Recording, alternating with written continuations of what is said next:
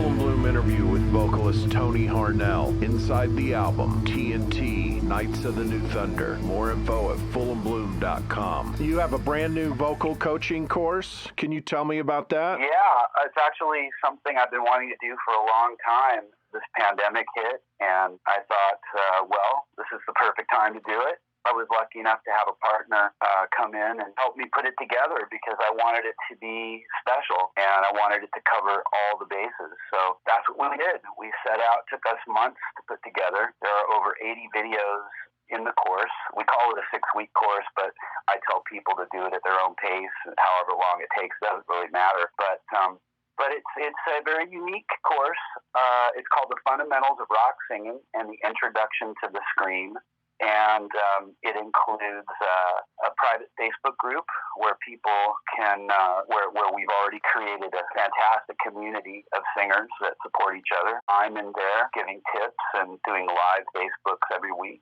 So it's a really unique and special course. I'm really proud of it. And I've watched singers in the couple of months that it's been in existence, really seen some incredible things happen in there, things beyond anything I imagined when I put it together. So I'm pretty stoked about it. So is the course done online? Yeah, but it's what makes my course different is that it's a coaching course. So you have your course and you do it at your own pace, but you interact with the group. Your homework is something that you submit and I see it.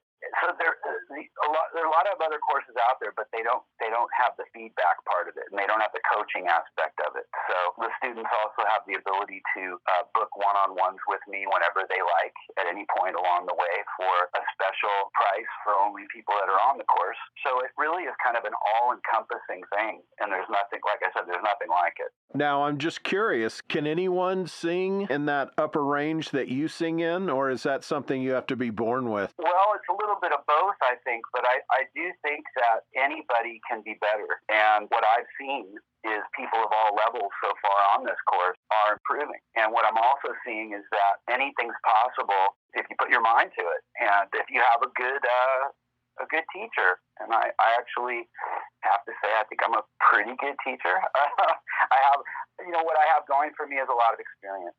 And I share that on this course. It's something I've been wanting to do. 40 years of studying with the best teachers in the world, and more importantly, making records and touring. And so all of that goes into the course. And I think that a lot of this stuff, it's just kind of priceless. There are a lot of great teachers out there, a lot of really great teachers that teach, and they have a lot of passion for it. What makes this a little bit more special is the interaction of somebody who's actually a recording artist and touring artist and still doing it. And that's something that makes it special, and I bring a lot into it. Even currently as I record and I do what I do, I'm constantly putting back into the course and sharing things. There's nothing like experience in real time to bring back to people. You can't really duplicate that. As a child, you studied under the famous vocal coach, Don Lawrence, right? Well, I wouldn't say a child, although I might still be in some ways a child. I started with him when I was 18. My mother found him. My mom was an opera singer, and she found him in New York City and thought he was great. She wanted to learn how to sing pop music, so she found him. And then on my 18th birthday, she bought me a bunch of lessons as a present, and I never looked back. I've studied with him ever since. It said he taught Whitney Houston, and had he taught Mick Jagger by this point? No, he was, his father was the kind of, quote, more known, I was going to say famous, but more known one. And he was in his, I believe, late 20s or early 30s when I started going to him. And so actually, in many ways, when my band got signed to Universal Music, it opened up a lot of doors. We had the same manager as John Bon Jovi, and then John got curious about him because of me, and then Sebastian Bach started to study with him, and then Christina Aguilera, and of course he, was a big part of Lady Gaga. I started working with her when she was in her teens. So, at the time, I'm not aware of anybody that was super famous. His dad had the more famous ones, but he's just so good. And I'd like to think that in some ways I was helpful anyway at opening some of the rock and roll doors.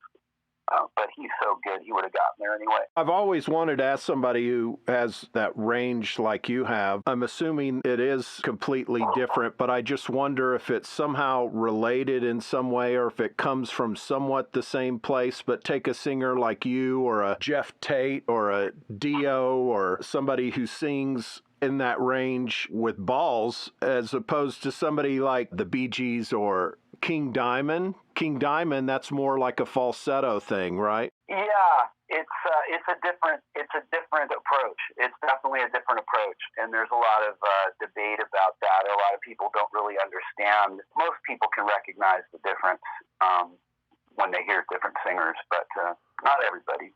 Most people can. Even though it's a different approach, is it kind of coming from that same place? Like, is King Diamond tapping into it and then you add like something else or more of the diaphragm, or is it not related at all, really? It's a bit, that would be like a separate interview. It's kind of a technical thing, but I mean, for lack of let's put it this way. I don't really deal in falsetto at all when I'm singing.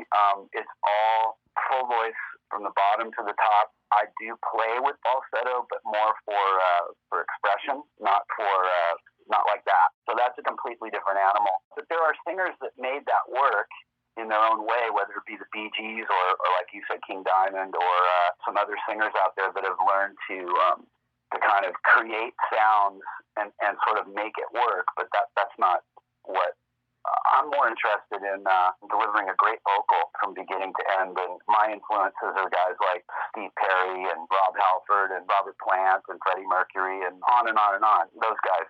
And so where can people order your course? It's called the rocksingersociety.com. That's where they can go to look around and book a call with me. I actually do the calls.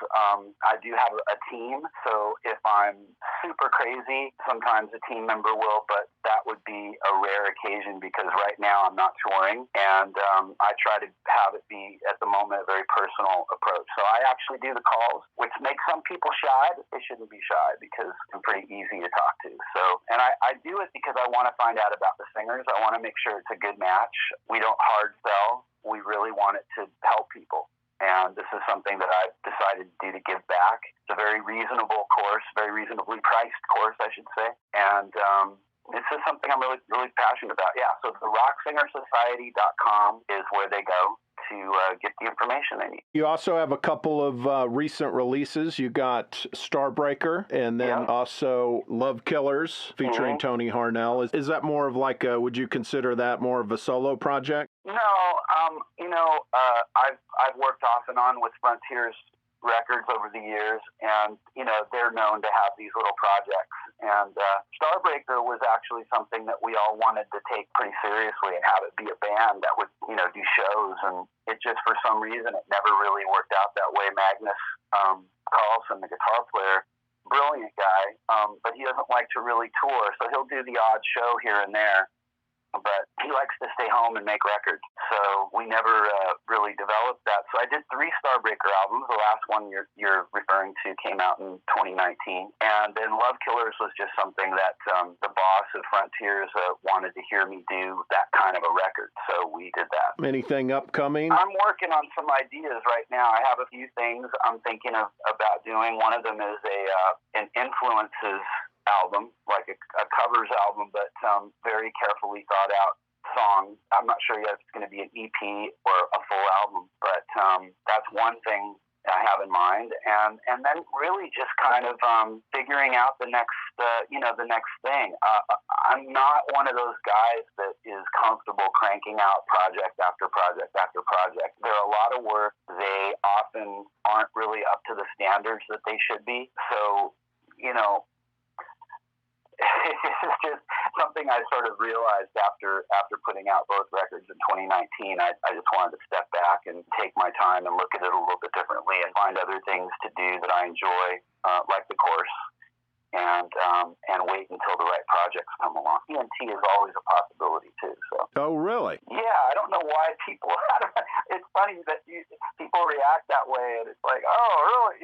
But yeah, it's never completely off the table ever. There's not like a love-hate kind of thing, or. I mean, Ronnie and I are like brothers, and so whatever people know about brothers and the relationships that, brothers have, there's always a rub, but, and very different. We were probably more alike when we were younger, but as we've grown older, we're pretty different. But, that door is always open. We've had our times, we've had our upsetting moments, but often what people misunderstand with TNT, and I always like to clarify, is the problem with the band usually rests on the business side. For me, anyway. For me, it's always been that I didn't think the business was being run as well as it should have been. For me, that's always been a big issue more than anything else.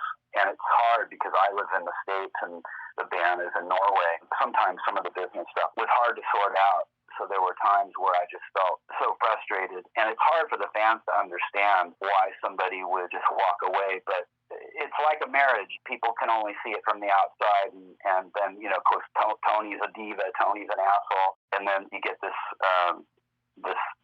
these ideas and this reputation, when if they were actually there and they saw how much work and how much flying back and forth from the U.S. to Europe, how exhausting it is, and then the business is being run in a really crazy way, you just get exhausted, and sometimes you just have to take care of yourself and make sure that you're healthy mentally and physically.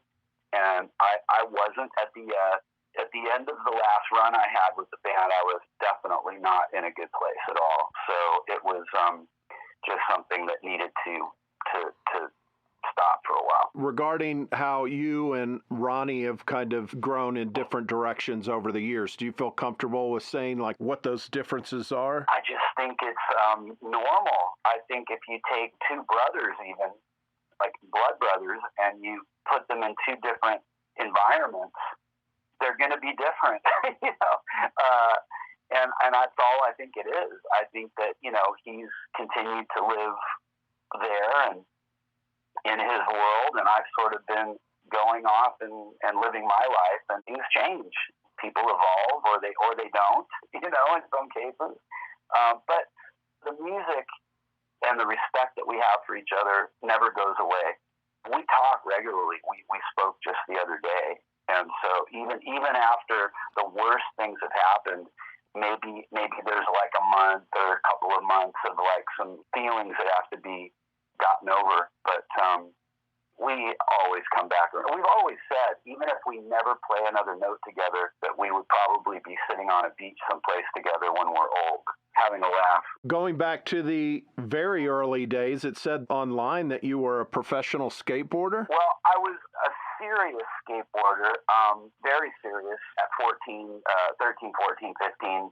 And it was kind of like, by the time I was 14 or 15, it was basically occupying almost all my time outside of school. And my dad, who was a sports photographer, got really, really excited about it when I invited him to come watch me and my buddies. And he brought his camera and started shooting. And he had contacts and knew how to get things into magazines and stuff. So he started to pitch these photos, and he started to shoot more and more famous skaters like Tony Alva and the Z-Boy guys and all that. He just kind of took off. And then at some point, for just a minute, I turned pro and competed in a couple of contests. And then I didn't like competing, so I became kind of a resident pro at a couple skate parks in San Diego, where I just kind of work with the younger kids and stuff. And then got more into surfing at that point and had my eye on that as my next thing. Then from there, you play in several different bands? Not that fast, but eventually, yeah. Sounded like a whole bunch of bands, but then you start actually gaining some traction with a band called Jackals? Yeah,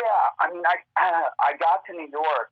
My mom had moved to New York before I finished high school, and then I got my diploma early because I was just tired of moving around from school to school. I went to I think it was I don't even know how many. I lost count of how many schools I went to. I changed schools sometimes 3 times in 1 year. So by the time I was 16, I was just tired of it. and they have this law back, at least in the 70s. I don't know what they have now, but in the 70s, if you were 16 and in 11th grade, you could take your exam and you could get your diploma early. So I did that, and then spent another probably 6 or 8 months in San Diego. Well, more than that, about a year in San Diego in summer of '79.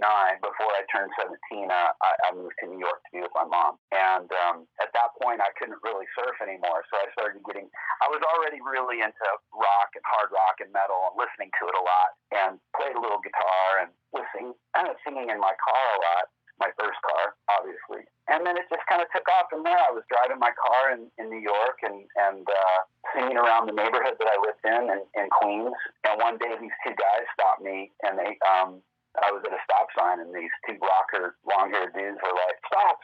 And I was like, what?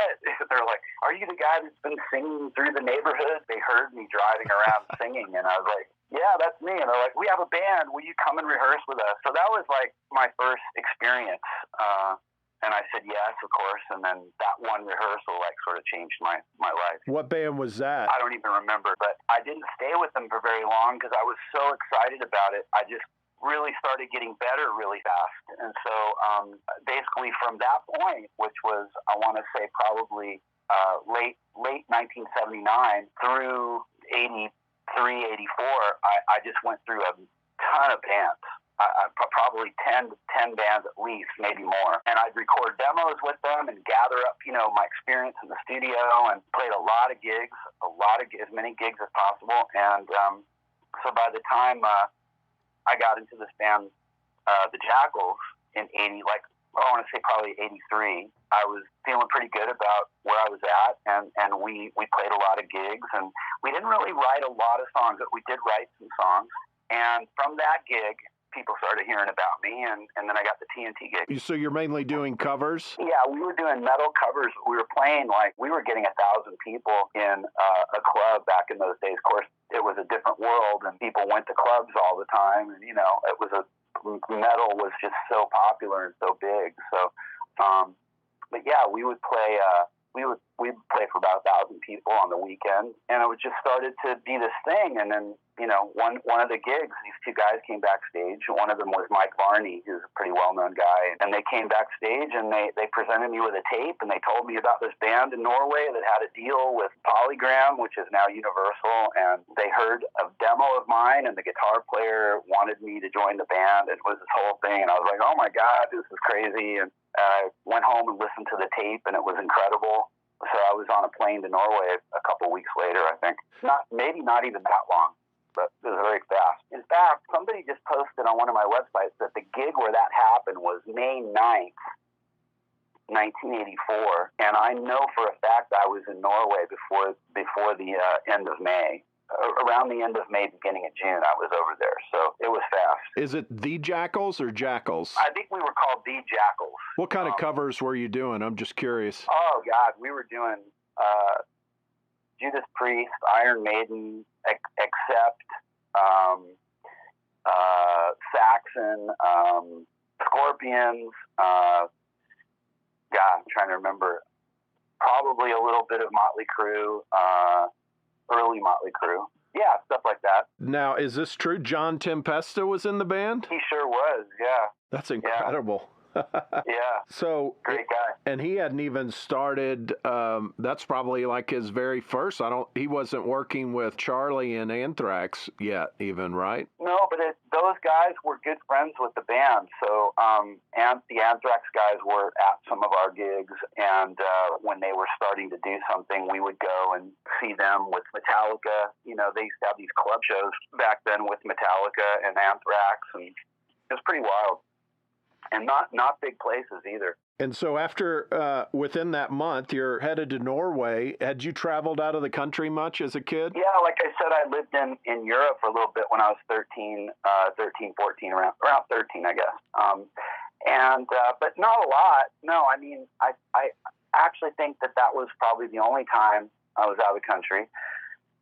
Yeah, I was very ambitious. And I think when that opportunity came along, I just thought, well, why not? So I went. How old are you at this time? I was 21. 21. Incredible. So what's your first impression of Norway? Beautiful. Lucky for me, I got there in the summertime, so I got to experience the summer before the crazy winter, because obviously the winters there are intense. Beautiful, though. Beautiful winters. It's an incredible place. It's clean. People are very nice. At the time, things were very different. They were pretty behind from a lot of other countries. So it was hard to find, for example, food, that I really could relate to. Now it's super modern and totally different. That was probably the most different thing, was the food thing. But otherwise, great rock clubs, really nice people, very warm. I was very accepted and taken in, and it was like I was family with everybody pretty much right away. With the band, did they speak English well at that time? Oh, yeah. Yeah, they did. I mean, we're the only country in the world, well, I shouldn't say that, but we're the only sort of modern, I don't know, not third world country that really doesn't focus on multiple languages as much as others. But they have a very good educational system there, and they all learn how to speak English. So they all were really great at it. Wasn't any problem at all. And so at this point, all the music has already been recorded for Knights of the New Thunder? Yeah, the music had been recorded, and they were.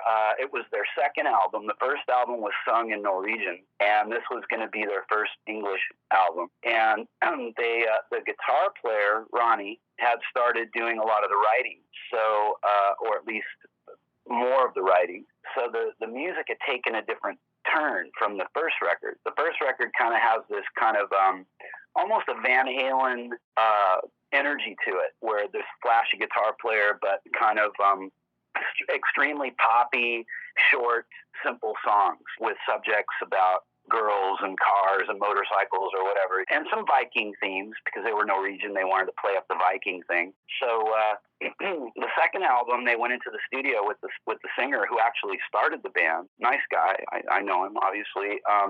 And the producer, for whatever reason, just thought that it didn't work anymore with him. He was more of a kind of a David Lee Roth, flashy kind of guy, and the music had taken on this new thing. So the producer said, "You got to get a new singer. I'm not going to work on the record anymore." And they actually hired Gary Barden from the Michael Schenker group. And I guess before he arrived, or whatever the story was exactly, they got this demo tape from somewhere. We still don't know who sent it, but of me. And Ronnie loved it, and he said, "Find this guy." So that's kind of how it went. The original vocalist, did you copy kind of any of his melodies, or did you just totally take the music and write your own melodies and words? No, it was kind of a mishmash, or whatever you want to say. I took what I thought were the best things, and there wasn't a lot of time. Like, I got there and I spent 2 or 3 days just kind of reworking some of the songs and changing a few titles that I didn't think were maybe as good as they could have been. But I did a lot, but I didn't. It's kind of hard to explain. I kind of got in there and I just kind of fixed little things here and there. And sometimes I'd write all new melodies and lyrics on a couple of tracks, but most of it is kind of his original concept with my stuff that I thought would fit my voice better, and then words that I thought would be a little more international sounding than what he had. What do you remember most about recording that album? For me, it was my first real album in a beautiful studio with a world-class producer, and I was just excited. In fact, it's funny looking back on it, because I was so confident and so relaxed. So we were, I was singing a couple of songs a day with dinner and lunch breaks and hanging out in between. And I think that was, I think everybody was excited about that. The first day I took on 2 really difficult songs and got them done, and everyone was just like, "Wow, this is going to be awesome." And I think we were all just really excited about what we were doing, and I was excited about the band, and it was just a really exciting, fun time. And I didn't know what was really going to happen. I just figured I'd go do the record, and the worst thing that would be is I'd have this incredible album to help advance my career in America if I came back and it didn't really go anywhere. But as soon as we finished the album, things just started to happen really fast all over the world, and until we got signed out of New York, and they took over the contract from the Norwegian office. Okay. They had a deal over there. Did that deal still remain in Norway? No, the parent, any major company has their affiliates in each territory. So Norway, Polygram Norway always answered to the head office in Europe, which was probably in Germany at the time, or it was either Germany or the Netherlands at the time. Of course, the American offices in New York and Los Angeles would have been over them. So I think at the time what they did in the States was they took over we actually did a brand new deal. We did a brand new, fresh deal as though we never had one, and started all over again. It was a 3-album deal, and it was really good. Is that something that you guys flew over and signed the deal, or is? Oh, yeah. Okay. Does anything stand out from that day? There was one thing in particular I always talk about, which I thought was interesting. I had a scholarship for when I moved to New York at 16. I ended up getting into this college and had a scholarship in photography, and my dad was a photographer. And it's kind of funny. I would have either done his profession or my mom's, And when I started to get more excited about music in the first, semester of college, at the end of that first semester, I went to my mom and said, I don't think I want to do this. I think I want to just focus on music. And she said, well, write down what your plan is. So I wrote down this piece of paper, and it said, where I thought I'd be at such and such an age, and it went forward from there. And it said, 21 years old, going to sign a record deal with the biggest label in the world. I forgot all about it until I was sitting at that desk with the band around and all the record company people, and I had the pen in my hand, and I was putting it down on the contract to sign it, and I remembered that paper. And I said, God, this is so weird. And then I thought, later in life, or was it weird? Maybe it wasn't so weird. Are there any standout songs? Of course, I'm sure when you heard 7 Seas, the music even for it, what an incredible song that was. But does anything stand out, like either recording it or writing the words or anything? It was kind of a blur, to be honest. I mean, the first day of recording, I recorded Seven Seas was the first song that I sang. And then I think right after that, I did the ballad, Without Your Love, which was that's the one I changed quite a lot of lyrics on.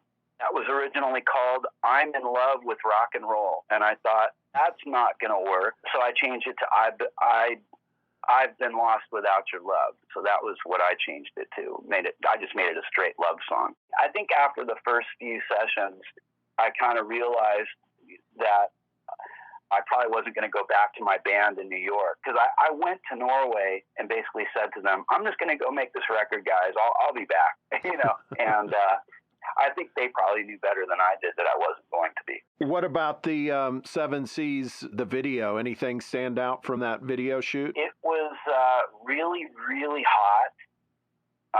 It was done in a sound stage in New York City. They had these big, huge, empty buildings that were like on piers that went out into the Hudson River, where they did a lot of these things, and they set up all this stuff. And I just remember it was, it just all seemed, you know what it did? It seemed a bit like a dream.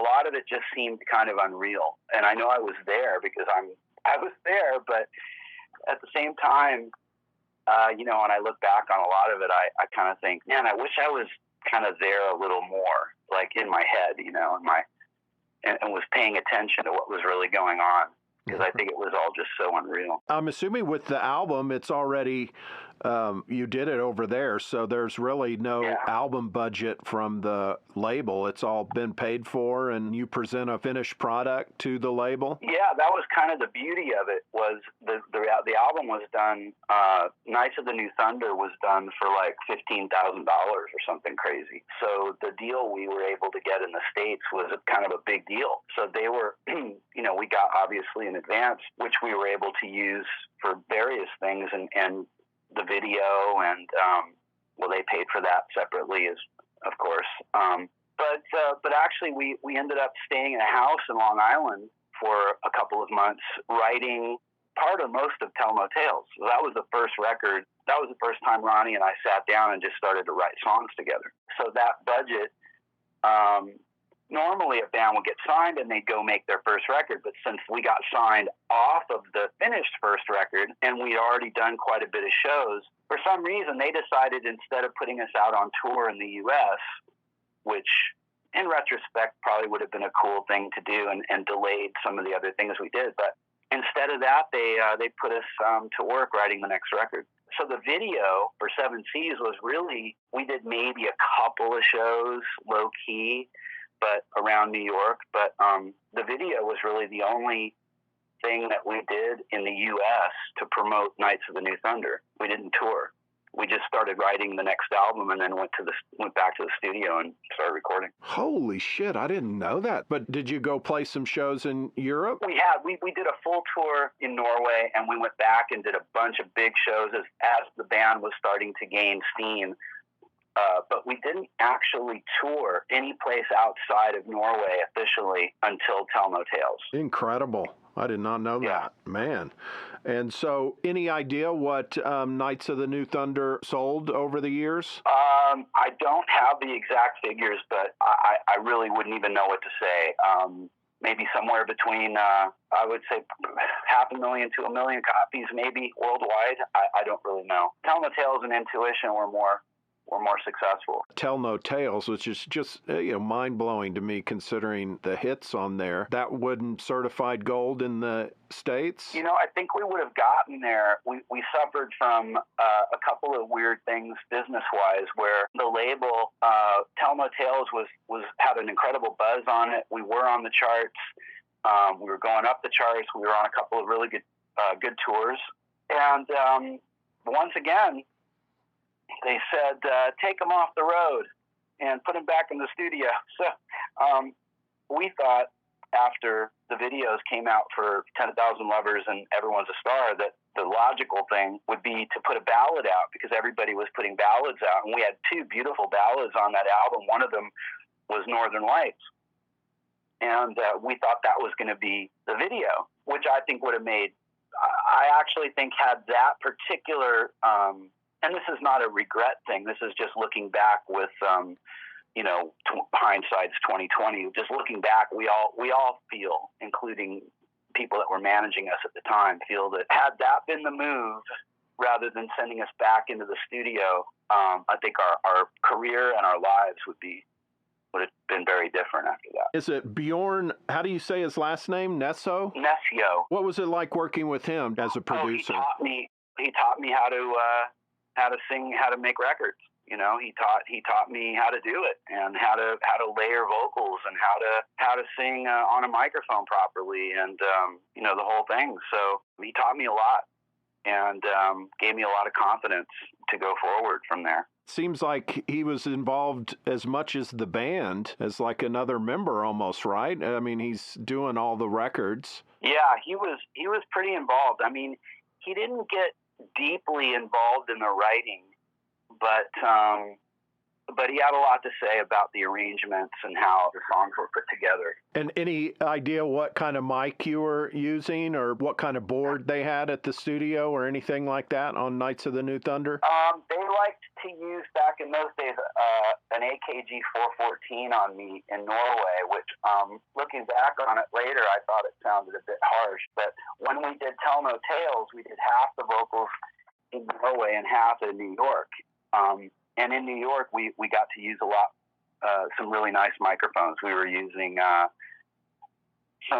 think a C12 and some other mics on the ballads and things. So the producer was excited because he got to he hired a really high-end studio in New York City. And he got to go through the mic closet and pick out some really beautiful microphones. But, we were recording with an SSL board in both Norway and the U.S. and a lot of beautiful outboard gear too. So that stuff played into the sound, obviously, and the tape.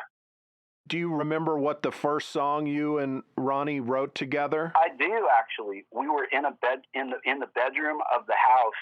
We had this 3-bedroom house in Long Island that we rented for the summer, and 2 of the bedrooms were shared. We had 2 beds in each of the 2 bedrooms, so we split. The rhythm section was in one, and Ronnie and I were in the other. And then the third bedroom was like the writing room, the music room. We had amps in there and a few things, and that's where we would go and just start to play around with ideas. And the first song we wrote was "Listen to Your Heart," which is on the Tell No Tales album. And we went back to Norway to do some shows because we were still promoting Knights of the New Thunder. And the shows were getting bigger. By this point, this was 85.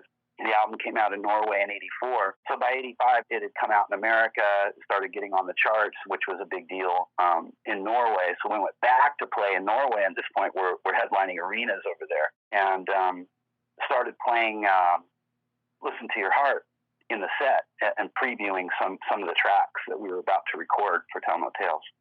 And then with Ronnie, as far as his guitar playing, I mean, of course, just one of the elite guitar players of that era. But you got people like Yngwie or something where 5 years, 6 years later, everybody copied his style, or lots of people could. But I don't know if I ever heard anybody copy Ronnie's style. Well, I know a lot of great guitar players do list him as an influence. Oh, I'm sure. But Wild and Nuno Betancourt and many others.